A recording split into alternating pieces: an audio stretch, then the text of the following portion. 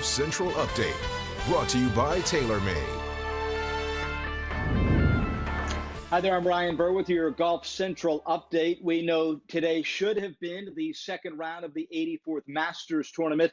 We, of course, know the Masters Tournament has been postponed to November. For the very latest on the PGA Tour and their plans moving forward, welcome in GolfChannel.com senior writer Rex Hoggard. Rex, we understand that the players have been in contact from the tour. What has the message been about the schedule?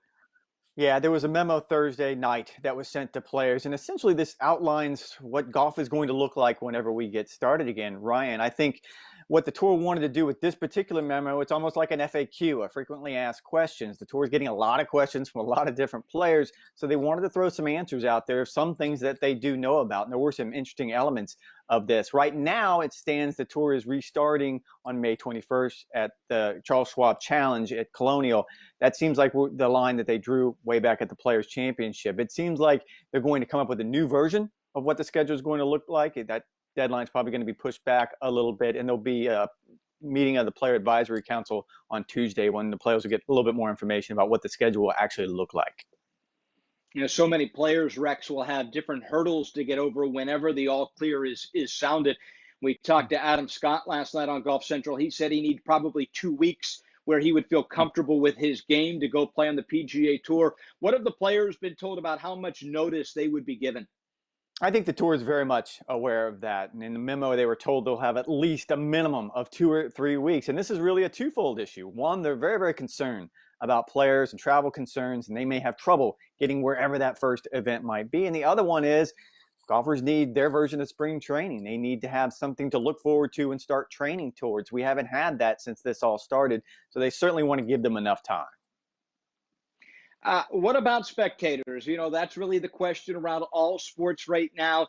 Do you come back? And when you do come back, do you start without fans in the stands, or in this case, in our game, in the galleries? Have the players been informed about the possibility of playing without spectators?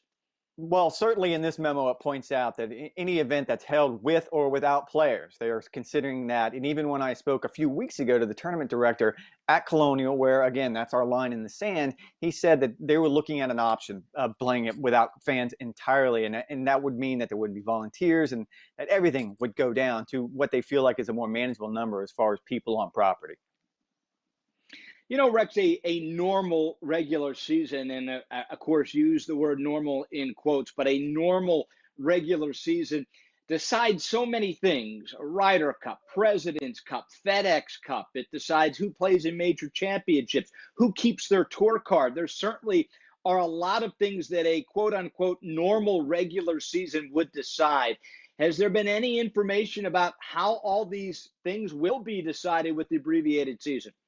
Well, eligibility is a huge one that they wanted to address with this memo, and they just wanted the players to know that this is something that the tour is taking very, very seriously. Playing opportunities is another one. We've already talked about this last week when they have expanded fields whenever they have the opportunity. If Colonial is that first event back, they will go from what normally was a 120-player field to 144 players. A Memorial Tournament will do the same thing. And I think the idea now is whenever the tour starts again, they're going to try to get as many playing opportunities as they possibly can before the end of the season. And the one thing that this memo did point out that was interesting, they talked about eligibility for the major championships. As we know, on Monday, they announced the majors when they will be played.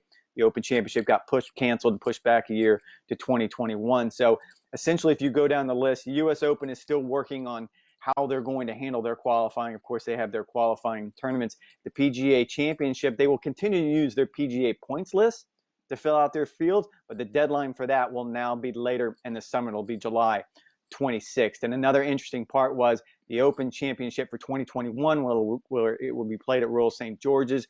That will include everyone who was already qualified for this year's event through April 6th. So there were plenty of things in there for players to look at and at least get a sense of what playing golf again might be like. As always, Rex, great information. We know you have your finger on the pulse out there, and appreciate the knowledge. We'll catch up with you soon. Stay safe. You too, Ryan. Weekdays at noon on NBCSN, our good buddy Mike Tirico hosts Lunch Talk Live. Today, Mike's guests were Dan Hicks and Paul Azinger from NBC. Now, Dan Hicks is actually a member at Wingfoot, And Mike asked Dan about how Winged Foot would play with the U.S. Open being postponed to September. The fall is sometimes the best time. I'll say sometimes, all the time, at least for the members, to get out there and play. The golf course is in absolutely sensational shape. And so the greens will be fast, hard, firm. The rough might even be lusher with the fall weather, which makes the grass grow a little bit better at that time of year. So as far as the U.S. Open at Winged Foot in September, it could be absolutely perfect as long as the weather cooperates and there's not a lot of rain. But I think it's an ideal time to play a U.S. Open at Winged Foot. And once again, check out Mike Tirico weekdays at noon on NBCSN. All weekend long, we are celebrating the Masters with a full lineup of special programming, showcasing some of the most historic wins from Augusta National. It all starts tomorrow with Drive, Chip, and Putt, the National Finals, Masters highlights throughout the day, then complimentary coverage to what's on CBS at 6 o'clock. That is Phil Mickelson's 2004 post-Masters press conference after Phil's dramatic win at Augusta National. Once again, for the late-breaking news from the world of golf, keep it to golfchannel.com. I'm Ryan Burr. Have a safe night. Have a great night. We'll see you back here tomorrow. Golf Central Update, brought to you by TaylorMade.